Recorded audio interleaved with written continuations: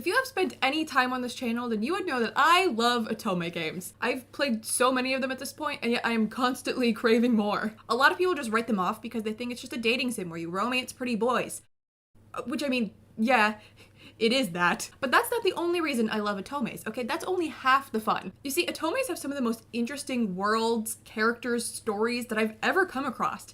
And there's such a wide variety of them too. Do you want to work with a bunch of detectives to stop a terrorist organization? Or maybe you want to run a cafe for mystical creatures. How about you try stopping discrimination and deadly diseases? Or perhaps you want to die and then try to resurrect yourself with other people who have passed away. Otomes are seriously so creative. One of my favorite things about Otomes is all the lore and interesting details surrounding their characters. I love going onto a route and being like, okay, I can't wait to learn everything about this guy. What are his secrets? Why is he like that? If there's one thing these games shine at, it's creating deep, interesting characters and stories. There's so much to discover in each game, and that's why fans love them so much. They're so loved that many of them end up getting their own anime.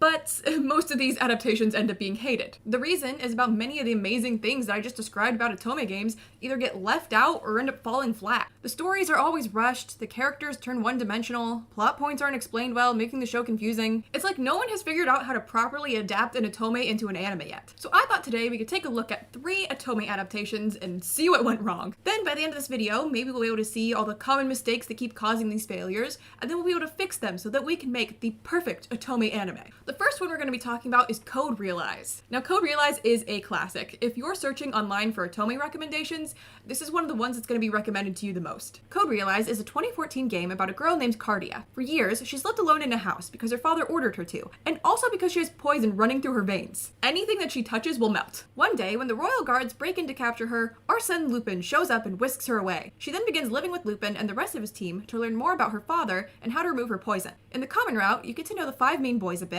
and then once you're on their routes, you get to learn all about them and their oftentimes tragic pasts. You learn more about Cardia and the secrets her father kept as well. Speaking of Cardia, she grows a lot throughout the course of the game too. Because she was living in isolation for so many years, at the start of the game she's pretty emotionless and is unfamiliar with social cues. But as she spends more time with Lupin's gang, she becomes her own person. She starts to feel all these emotions she's never felt before, and she develops a personality and ends up feeling like a real person. Overall, like many Otomes, it's full of great character development and an interesting story you slowly unravel. From what I could see online, when the first episode of the anime came out, fans were pretty hopeful.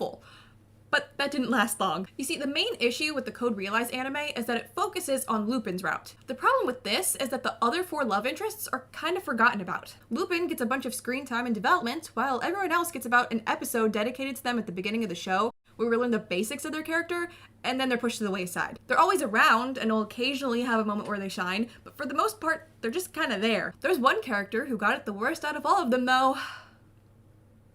Can you tell who my favorite is? Saint-Germain got gypped, okay? There's so much interesting lore with him, and in the anime, they just kind of glaze over it and make it really confusing to understand. Like, all of a sudden, he's talking about being a part of an organization that guides fate, and Cardia is supposed to die, and he's fighting this girl in armor, and then there's this random old lady in a wheelchair, and what is going on? If you've never played the game, none of this is going to make any sense because they don't properly explain it. They just speed through it. And the same goes for the rest of the characters as well. You speed through Van Helsing's backstory and then occasionally mention it here and there, and that's it. You speed through Victor's and never delve any deeper into it. Key moments Cardia spends with the other characters are removed in favor of her spending more time with Lupin. And even though Lupin gets way more screen time than the others, they still rush through his backstory as well. Also, Cardia and Lupin's romance didn't really develop too well either. Again, probably because they were going so fast. It just felt like all of a sudden they were randomly in love. Of course, the actual story is rushed too. It's extremely condensed, which results in them not explaining things very well at all. It's been a few years since I played the game, so there are some details that I don't remember. So in the anime, when they bring something up that I'd forgotten, I would be so confused because they either just didn't explain it, or they did, but they went through it so quick and left a lot of details out. The way the show is set up is really confusing too. It took me a few episodes to realize that there are more scenes after the ending credits, so I'd get to the next one and be like, wait, how did we get here? They kind of ruin big twists and plot points as well. For example, one of the main antagonists, Finis. His relationship with Cardia is a big deal, and it isn't revealed until you're pretty far into the common route. However, in the anime, it's revealed right at the start of the first episode. In fact, Finis isn't even shown in the game until that moment in the common route. In the anime, we see him all the time and know what his deal is before he even meets Cardia. We learn who he is with Cardia in the game and are completely shocked by it. But there are no surprises in the anime. Another big plot point that is totally ruined is something that happens at the end of the common route. They find her father's secret lab, and inside they learn the truth about what Cardia really is. This is a really important scene in the game. In the anime, they reveal it in the last minute of an episode and barely explain it. And then, at the start of the next one, there's a 40-second recap of it, and that's it, they move on. When I watched this, I was so confused, and it seemed so rushed to me that I was like, wait a minute, I had to have missed an episode. There's something missing here. I literally thought I just somehow skipped a whole ass episode because it went that fast and was glazed over that much. But then I went back and looked, and no, I did not miss an episode. They really just zoomed right through that moment. And they didn't explain it very well either, making it needlessly confusing. Another issue with the anime is Cardia herself. All the development that she gets in the game is kind of gone. She does gain some personality and emotions as the show goes on, but for the most part, she's still pretty monotone, not very expressive, just nowhere near what she becomes in the game. So yeah, the Code Realize anime is not great. Even though I watched the whole thing, I feel like I skimmed through it. And that's because of how fast it went. It just felt like I was missing a bunch of the story. And not only that, but 4 of your main characters are being forgotten about and getting no development because all of their screen time went to Lupin. 4/5 of your fans are being left out here. Code Realize's final verdict is that it's a rushed mess that focuses way too much on one character. Let's move on to our next game/anime, Amnesia Memories. Amnesia is about a girl, well, with amnesia. A spirit named Orion accidentally crashed into her, and now he's essentially stuck in her mind, inhabiting the place where her memories used to be. The two work together to gain her memories so that they can separate. Now, Amnesia takes the opposite approach of Code Realize. Instead of focusing on one route, it decides to cram all 5 routes into 12 episodes. And the way they go about it is really confusing. They decide to have the protagonist jumping across multiple timelines where she's dating a different guy in each one. Now, parallel universes and jumping across timelines are a thing in Amnesia, but only in the final route. It's not mentioned in the other 4. There are only small hints to it, which you don't even realize are hints until you play the last route. Not only that, but the protagonist isn't the one jumping timelines in the game, it's Ukyo. But in the anime, they're both jumping timelines and the heroine can't control it. She'll be walking along, almost get hit by a car, and then surprise, she's in another timeline. So the game opens with you meeting Orion. He explains to you that he crashed into you, causing you to lose your memories, and now he's stuck with you until you regain them. From there, you choose a route, and Orion is your companion and ally for the rest of the game. The way the show starts, though, is so confusing. It begins with the protagonist passing out at work. When she wakes up, she doesn't recognize anyone. Orion appears and she's shocked and confused. Now you may be thinking, oh, this must be the moment where Orion crashed into her and caused her memory loss, right? Wrong! That would make too much sense! When the heroine arrives home, Orion tells her that he's actually been with her for 4 days already, and that she randomly forgot about him, so he has to explain everything to her again. So off-screen, the heroine and Orion meet, and he explains everything to her, and then he's with her for 4 days. Then, in episode 1, she randomly passes out, forgets everything, and Orion has to explain it to her again. Why wouldn't you just start the anime the same way you started the game, with them meeting for the first time? Why would you have her meet him, forget him, then meet him again? As I mentioned, Orion is your companion in the game. He's with you the whole time until you regain your memories. In the show, they have Orion disappear and be unable to contact the protagonist for long periods of time. Your relationship with Orion is really important in the game. He's the only one that you can trust, and he's doing everything that he can to help you. But most of that is cut from the anime, which is really sad. So as I said before, the anime crams all 5 routes into the show by having the heroine jumping timelines. For the first few episodes of the show, she's in a timeline where she's not dating anyone. She starts to have memories of each of the boys, but they're all from other timelines where she's dating them. It's really confusing because how is she remembering things from other timelines that also haven't happened yet? Plus, at the end of the show, she remembers which is her true timeline and goes back to it. So if one of these parallel universes is the one that our protagonist is from, how is she remembering things from the other 4? One of the things she remembers is Shin telling her that he killed someone. All the characters go on a trip to Shinano, and while there, she ends up alone with Shin. She freaks out and runs because of what she remembered about him, and then she trips and falls off a cliff. She wakes up in a hospital and finds that she's somehow gone back in time to August 1st, and also that she's dating Shin now. The next few episodes are an extremely sped up and condensed version of Shin's route. You fly through plot points and don't learn anything about what makes Shin Shin because the show is rushing so much. A big part of Shin's route is trying to learn about the accident that put you in the hospital in the first place, and it turns into this whole murder mystery story that's really cool, and you learn a lot about Shin, but none of that happens in the anime. Not enough time. The heroine and Shin do talk though, and he reveals that his father killed someone. So she just remembered wrong, which is kind of awkward. She basically died over a wrong memory. But again, how did she remember something that didn't happen yet? On the way home, the heroine gets hit by a truck and wakes up in a new timeline where she's dating Iki. This girl cannot catch a break. So now we're going to plow through Iki's route at the speed of light. I really like Iki's route. Trying to figure out what the heck kind of relationship the heroine and Iki had is so interesting, and you get so invested in trying to unravel it all. You'll think you have it figured out, but then you learn something else that has you like, wait a minute, what does this mean? No playing detective in the anime though. You get answers back to back to back. Except for a few things, there are some things they don't answer, and you're like, wait, what about this? And the anime is like, no, we're done with Iki's route. The heroine is going to drown now and wake up in Kent's route. This girl needs 24-hour surveillance because she just won't stop dying. The show goes through Kent's route faster than the rest. The other characters get about 2 to 3 episodes dedicated to them, but Kent only gets 1. Now, Kent is my least favorite love interest in Amnesia. He's really not my type. I don't really care for him, and I will never forgive him for the time that he made me do a bunch of math problems in the middle of his route. 正解だ。次。 That being said, I feel really bad for his fans because he got so little screen time. He was done so dirty. Kent is also the only one in the show that really tries to help the heroine get answers. He figures out really quickly that she has amnesia, except it really shouldn't have been that quick. He figures it out in the game too, but not until way later in the route after he's gathered a bunch more evidence. She explains everything to him, including Orion. Kent is like, okay, this is weird, but I'll believe you. And he's trying to talk to Orion and get to the bottom of things, and then the heroine bumps into someone and she's in Toma's timeline. She didn't even die that time. She literally just bumped into someone. Unless that somehow killed her. That felt like the first time we were working towards getting answers in this show, and it was ripped from us immediately. The next few episodes are a speedy version of Toma's route. I won't go into too much detail. It's mostly just the cage. If you know, you know. Toma is actually my second favorite character in Amnesia, and I think that must mean that there's something wrong with me mentally. Eventually, Ukyo drops the heroine off a building, and we've made it to his timeline. I haven't talked about it, but Ukyo has been showing up throughout these episodes. Sometimes he's nice and sweet, and sometimes he's murderous and angry. Ukyo is my favorite character in Amnesia. Okay, I love him to bits. So it does hurt to see them rush through his route so much. His section of the anime is probably the best and most well done, but there is a lot to his character. You really can't just squeeze it all into a couple of episodes. Now, I don't want to reveal too much about Ukyo in case you decide to play the game yourself, which I highly recommend. But as I alluded to earlier, he is jumping timelines to find one where both he and the heroine are alive. He's able to do this with the help of someone like Orion. At the end of the show, it is revealed that this someone is responsible for all the timeline jumping. They knew Ukyo would be devastated about the heroine falling off a cliff, so they moved her to another timeline. They did this every time she got killed. Does this mean she really did die when she bumped into that person?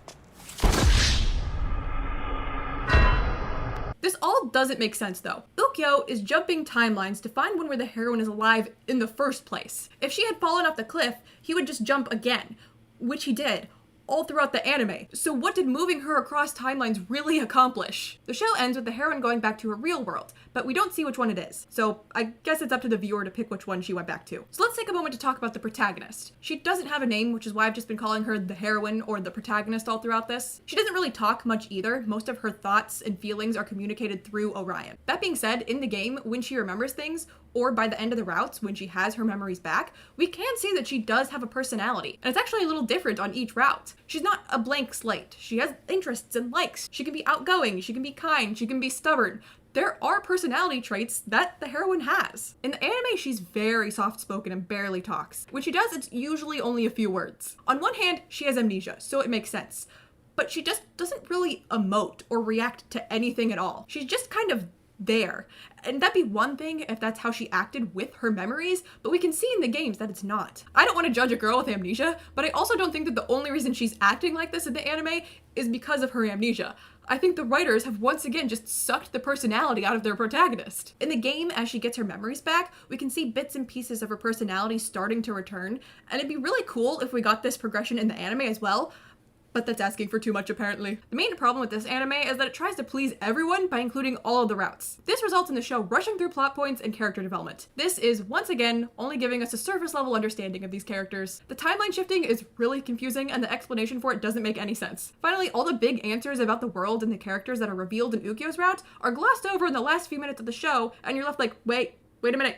Can you run that by me again? I'd say I like this anime more than I like the Code Realize one, but that's also probably just because I'm more attached to the Amnesia characters. Overall though, this anime is yet another hot mess. Now let's talk about an anime adaptation that did something completely different from these shows. This anime said, what if we don't adapt any of the routes? And what if we only adapt a really small part of the story at the very end of the show? And what if we make all of our characters extremely surface level, unsympathetic, and unlikable? What anime am I talking about? Why, Diabolik Lovers, of course! Now honestly, I think the reason that I have as many subscribers as I do is because I did a Diabolik Lovers Let's Play on this channel. So I think a good amount of people watching this have at least seen the first game. If you haven't, or if you're new to this channel, first of all, hi. You can check that Let's Play out if you want. The audio quality isn't very good for the first half, but it gets better. Diabolik Lovers is about a girl named Yui Komori. Her father, who is a priest, is moving overseas, and Yui is sent to a mysterious house to live with some relatives. When she arrives, she quickly discovers that no relatives of hers live there. Instead, the manor is inhabited by 6 sadistic vampire brothers, and she's been offered to them as a sacrifice. So Diabolik Lovers is what you would call a dark Otome. All of the routes are, well, they're dark. The game is not trying to hide this from you either. The relationships are not glorified, and they're not supposed to be seen as goals. When the routes end, you're supposed to have this sort of uneasy feeling. Like, that's the point. There are 2 main things you sort of watch and observe happen in Diabolik Lovers, especially the first game. The first is discovering how the boys became the way they are. All of the boys in these games are assholes. They are horrible, awful people who do horrible, awful things. As the routes go on, though, you learn more about their past and backstories. You see how they started off as sweet, innocent little boys, but they went through horrible, terrible, traumatic things that shaped them into the corrupted people they are today. You reach a point where when they do bad things, you're able to trace it back and go, this stems from this terrible thing that happened to them as a child. That's why they act that way. That's why they believe this certain thing to be true. Despite how awful they are, you can't help but like the characters because they're just so gosh darn interesting, and you feel bad that they went through such terrible abuse that it turned them into horrible people. Yui does eventually help them become better people, but it takes several games to happen. They're just that messed up. The boys are just so interesting. They're incredibly fascinating characters. The other main thing you witness in these games is the corruption of Yui. In the beginning, Yui is a strong, badass girl. She stands up to the boys, she stands up for herself, she tries to escape, she tries to make the best of her situation. She's a sweet, nice girl who has likes and dislikes. She's passionate about her faith, and religion is very important to her. It brings her comfort in trying times. As time goes on, however, the boys isolate her. They take away the things she loves, they abuse her, mock her faith, and spit on her religion. By the end of the games, they have treated her so terribly and corrupted her so much that she cares about nothing but them. She's a shell of who she once was, and it's heartbreaking to see. Diabolik Lovers, especially the first one, is basically just Stockholm Syndrome, the game. It's hard to witness all the awful things that happen, but it's also incredibly interesting. The series is perfect if you love character analysis, because I swear that's what it was made for. So as you can see, there's a lot of depth to Diabolik Lovers, its characters, and its story. The themes are very dark, but that's the point of it. It's a series that is begging to be picked apart and analyzed because there's so much rich, interesting stuff there. I don't know what they were thinking when they made the anime though. It's like they went, hey, what if we did the opposite of what we did in the games? What if we took everything good about the games and put it in the garbage? There are a lot of issues with the Diabolik Lovers anime, so there's no way we'll be able to discuss them all, but we can try. Something we've discussed being an issue with Otome anime throughout this video is that they're rushed. Well, it's even worse with Diabolik Lovers because all the episodes are only 15 minutes long. Were they even trying? Now, I can't really go through the plot of Diabolik Lovers like I did with Amnesia, because there really isn't one. Not until the last few episodes of season 1 anyway. The show begins with Yui arriving at the manor, meeting the Sakamaki brothers, and discovering they're vampires. Every episode after that is basically just her being bit over and over again, and that is it. Now, does Yui get bit a lot in the games? Yes. But you're also learning a lot about the characters and the story in the game too. There's so much interesting stuff to discover. The games are not just bite scenes. But that's all the anime really is. Throughout the show, Yui will occasionally have heart problems and see a mysterious woman in purple, that being Cordelia, the triplets' dead mother. The boy's uncle, Richter, will sometimes show up as well and just kind of stand there. Then, with only a few episodes left, Yui is possessed by Cordelia. Her heart was implanted into Yui's body when she died, and now she's back and wants to take over the family. The boys work together to save Yui. Well, Ayato does anyway. The rest of them just kind of stand there and hurl the occasional insult at Cordelia. Leto threw the sword to Ayato though. Ayato gets injured in a fight with Richter, which causes Yui to wake up. In order to save the boys, she stabs herself with a knife that can kill vampires so Cordelia can't come back. Now, I have no idea why Yui would sacrifice herself for the boys. I could see her maybe doing it for herself because she's possessed by an evil vampire and she might not know how else to get out of that situation. But for the boys? I can totally see her doing it in the game because she's being manipulated to the point that all she cares about is the boys. I can totally see her sacrificing herself for the one that she thinks that she loves. In fact, in Lido's route in the first game, when she finds out Cordelia is trying to take over her body, she tries to die. She wants Lido to love her, not Cordelia. So she's basically like, Cordelia, you have had your time with Lido. He's mine now, and if I can't have that, we're both gonna die. And it's because of the way Lido has treated her up until that point. They have a twisted, messed up love that slowly developed over the course of their whole route. There's none of that development in the show, though. Anime Yui spends the whole show wandering around looking sad until one of the boys bites her for the billionth time. So why would she ever die for them? Season 1 ends with Reiji whipping up a potion that revives Yui. When she wakes up, she says, "I'm so thirsty," and the screen fades to black, implying she's turned into a vampire. But then season 2 starts and she's still a human. Did they not think they were getting a season 2? Like, why would you end season 1 with a cliffhanger only to completely ignore it later on? I would say the second season follows the plot of the second game, but it really doesn't. It's just more of the same, a whole load of bite scenes. I will give the second season some credit because it has more story than season 1, but it's still pretty sporadic and confusing, and they also include some stuff from the third game as well, which just messes stuff up. Now, you may remember me mentioning that the Diabolik Lovers characters are incredibly deep and interesting and fun to pick apart. Well, in the anime, they're all reduced to their two most basic character traits. Ayato is possessive and an asshole. Kanato is childish and an asshole. Lido is sexual and an asshole. Shu is tired and an asshole. Do you get the point? As for their backstories, you'll occasionally get a cryptic, out-of-context flashback that's just never elaborated on. Sometimes you'll get more details on it, but for the most part, you're left wondering, so what really happened there? There's an episode where Yui goes back in time and sees the boys' childhoods, and wow, does it downplay what they went through. It just kind of shows Cordelia and Beatrix yelling at their sons, and that is it. But these boys went through horrible, dreadful abuse at the hands of their mothers. Like, really, really bad abuse, and it is not hinted at nearly enough in the anime. The two characters who probably had it the worst are Lido and Kanato. They're also the two characters that absolutely get no flashback or look into their past. We don't even see Cordelia yelling at them. Is it because their pasts are just too bad to show?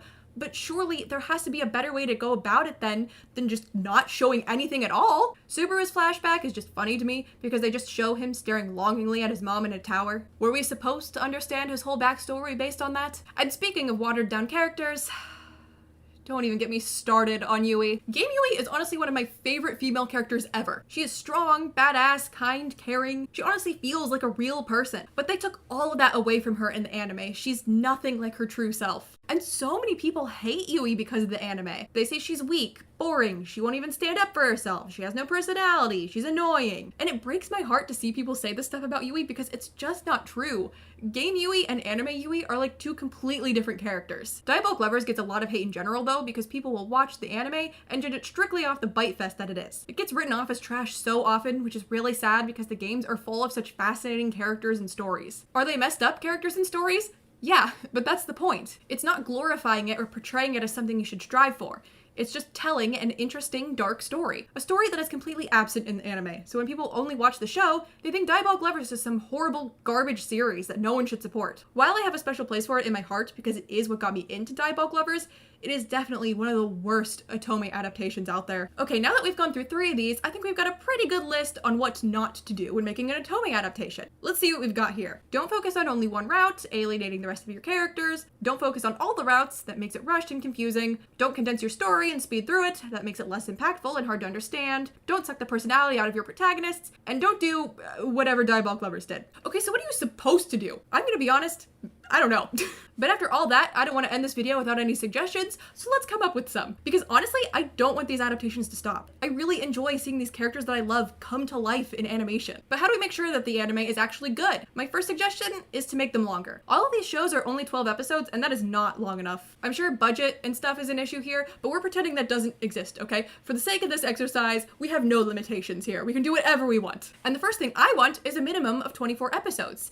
Hell, you could go longer than that. There are plenty of anime that go on way longer. But if the show is longer, you're not rushing through your story. You can also take the time to develop your characters. Then you're not left with a bunch of main characters that are just kind of forgotten about because you sped through their part of the storyline at the beginning and then you did nothing else with them. Next, give your protagonist a personality. Most Otome protagonists already have one. You're really just kind of giving yourself more work by taking her personality away from her. And if the protagonist is more of a player insert like the heroine in Amnesia, just give her a personality. Don't make her an emotionless blank slate that does nothing. Now what about the routes and the romances?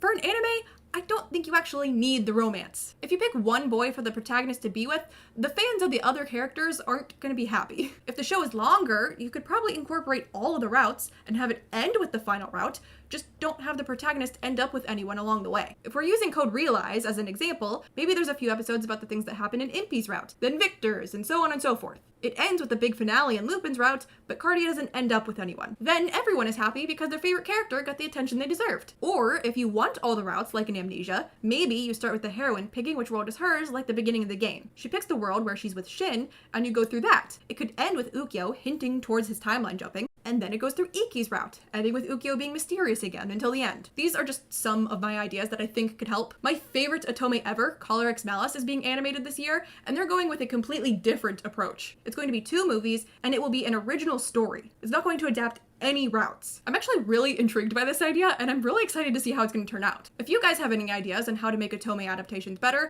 let me know in the comments. I'm really interested to hear what you guys are thinking. And with that, I'm gonna go ahead and go. Feel free to also let me know in the comments what else you would like me to talk about. And if you feel so inclined, like and subscribe. That'd be pretty cool. Thank you guys so much for watching, and I will see you in my next video. Bye!